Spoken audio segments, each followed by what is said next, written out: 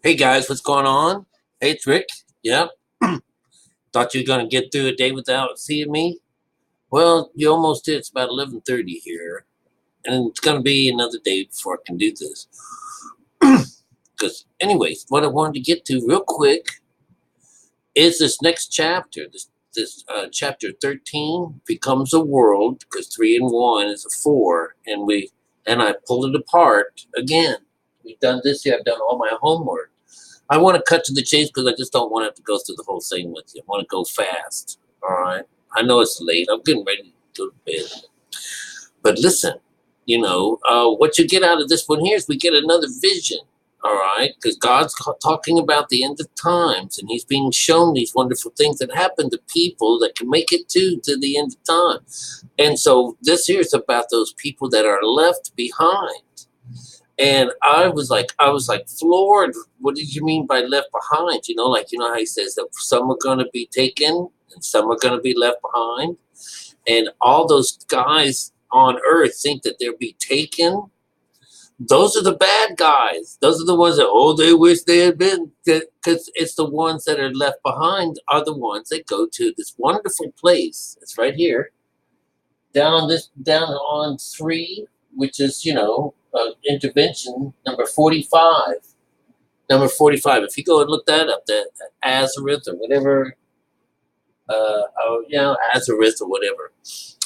This is the place where Moses has been taken. He says, if you can make it across this river, and this is what he and his people, the waters are parted, and he and his people are allowed to go over onto the other side. Well, this is this other side. This is far away from mankind.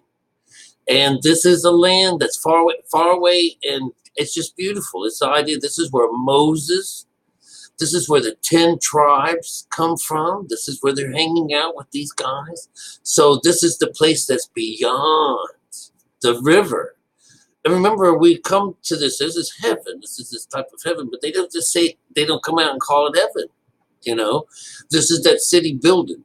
And so but anyways, let's get on to this real fast. Is this to let you know that it's another one of those stories where someone has come out of the water, okay, but this time it's a man.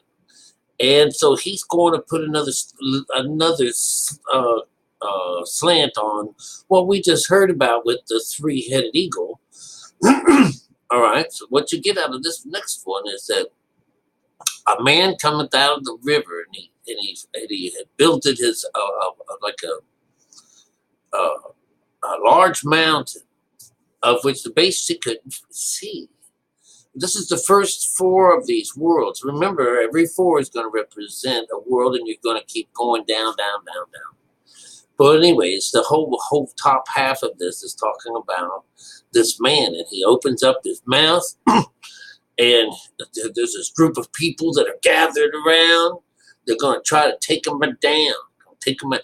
And he opens up his mouth, and this flame comes out, and sword. There's whatever's coming out of his mouth. Just excuse me, I'm burping. Now, what happens is you remember Jesus comes and he has a sword in his mouth, and it's this issue. So the sword is about the truth, and the truth cuts like a knife. But more than that, this is this idea that they're using the sword, they're not using, it's just what's coming out of his mouth. What issues out of his mouth is this flame. And so this flame goes and it consumes all of these people that were out there trying to subdue him. And then, lo and behold, does he climb to the top of this mountain this next time and brings in another group of people that he's been, a nice group, a peaceable group of people. And they tell you that this is those people that God has had, that they've been in captive for God knows how long, right? Since the beginning of the story. There was this group of 10,000, and this was the 10 tribes of Israel. All right, they're the ones that get all grouped up together, and they all go and hang out on the other side of the river, the Euphrates. And you know, in other parts of the story, this is something else. This Euphrates is the Jordan River. But anyways,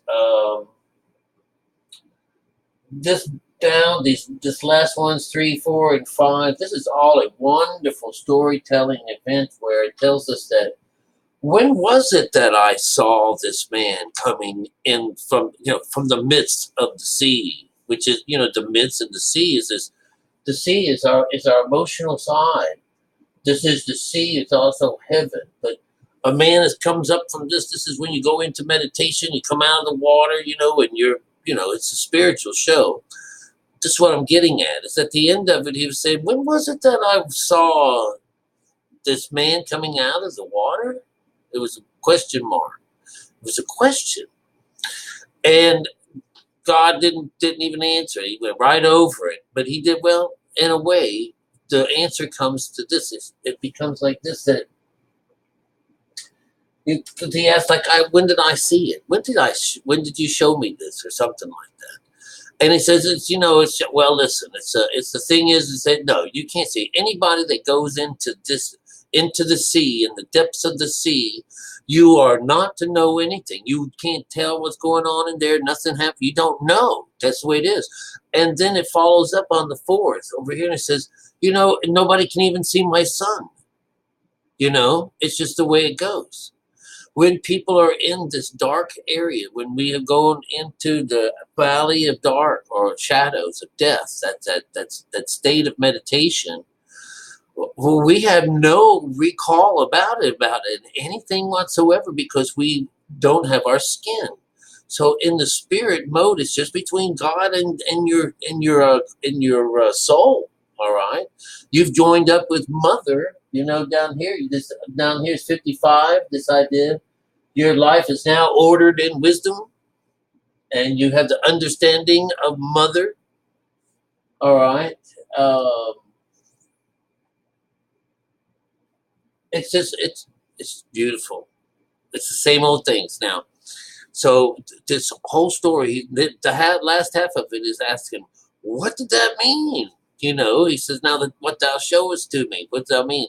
Now, I've been thinking that this chapter was going to tell us about the two sides of the stories, whether you have the one for those people that like to graze on the surface, and those people that have wisdom. Those people that seek that, they're going to be combining these, and it didn't happen in this one here. All right, it's because I read ahead and I got it mixed up. But this one here is about another one of those dreams where somebody is rose up out of the water, and he becomes this guy, this that destroys the enemies, those things that come against us, and he destroys them with just what comes out of his mouth. And they make a point of telling you that he did it without a sword nor weapon of war. All right, we should have caught that a long time ago when we did this business with Jonah in the whale story. That when Nineveh, when the bad guy next door, when they were having trouble with him, all he asked you to do was go over and tell them the law. And the law means to bring mother and father together and bring everything nice and happy. That's what this is telling us. That's what these stories keep telling us. All right, and those people that shirk the law and don't give a damn about the law, or even they don't want his counsel. He says, well, damn them. So in the bottom here, it tells them, it says, what it is those people that are left behind are more blessed than those people that were taken. That's the guys that were destroyed. All right, the ones that were left behind, those are those ones that went through the cleansing. The thing is that you guys, it's just so beautiful, and I can't tell you enough that the end of times, and for you guys that are looking forward to the end of times, the event guys, there's only one way out. This is the science that I've been talking to most of the heads of your groups with, or going in and fishing in your groups and making fun of them, because I said, you can't get off this island, this world of ours. There's a rule. There's a way. And this is the way, you know. I'm sorry, you know, you burst your bubbles and stuff like that, but it's just a shame, you know. So the place beyond the river is where we go with the 10 tribes of Israel. That's where they dwell, far away from mankind. And it says here, when did I see you in the midst? And then over here it says, even so, no man can see my son. This is number 52. This is telling you that when people are thinking that Jesus is going to come in the air and they're waiting to look for him with their real eyes to see him, it's not going to happen. He's got to be in spirit mode. Not even Ezra, who went through this, remembered seeing this man coming through it because he was in his dream. He woke up out of that dream, and then he was wanting to be told what it was that he saw. So he says, okay, out of all the people on earth, I'm going to tell you what you saw. This is one of our secrets. All right. So do this 4-thing business, this 4-world business. You'll find it's beautiful. It's absolutely beautiful. Okay. And it's revealing. It talks about this business of doing what God tells you, hooking up mom and dad, you know, once you discovered, and after all of those other kingdoms have had their time, when you were traipsed through hell, you know, with father and the bitch, you know, this is bringing mother in and getting understanding and crossing that river now, crossing over to the other side. Because the other side's gone now. It's gone. It doesn't bother us anymore. The lower mind is gone out of his kingdom. And his kingdom is you. It's the coolest thing on earth. All right. So I hope you guys are catching on to this. We only got a couple more chapters. Maybe this next one will tell us about this world of the 2 ways of writing. You know, the letter and the spirit. And you know, we teach the spirit here, okay? But you can't see the spirit unless we got that outside words. You know, we do not preach the gospel here. Those are people that are false prophets and stuff like that go about doing that and get paid for it. Any of those people out there, they call themselves prophets of the Lord, false prophets. They still work for Father, all right? Because they still talk of him. All right, so anyways, I'll chat with you later. I love y'all. Bye. Did I do it wrong? God damn it. Here we go.